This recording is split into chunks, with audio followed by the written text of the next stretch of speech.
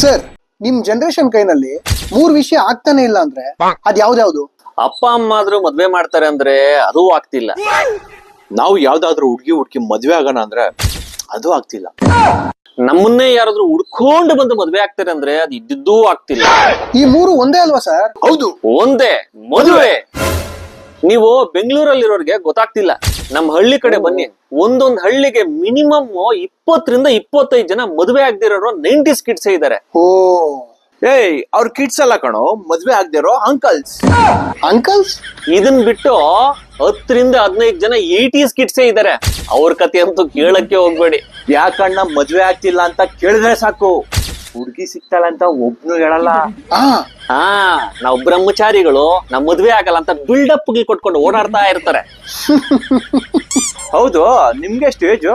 Sir ನಾನು 2K ಕಿಡ್ಡು sir, ಇವಾಗ 24 running. ಬೇಗ ಮದ್ವೆ ಆಗಪ್ಪ, ಇಲ್ಲಾಂದ್ರೆ ನೀನು ನಮ್ ತರ ಆಗೋಗ್ತೀಯ. ಅಂಕಲ್ ಬ್ರೋ, ನನ್ಗೆ ಆಲ್ರೆಡಿ ಮದ್ವೆ ಆಗಿ 2 ಮಕ್ಳಿದಾರ ಬ್ರೋ. ಇನ್ನೇನ್ ಸ್ಕೂಲಿಂದ ಬರೋ ಟೈಮ್ ಆಯ್ತು, ನಾನ್ ಬರ್ಲಾ ಬ್ರೋ? ನೀವು ಬೇಗ ಆಗಿ ಮದ್ವೆ, ಇಲ್ಲ ಮದ್ವೆ ಆಗ್ದಿರನೇ ಆಗ್ತೀರಾ?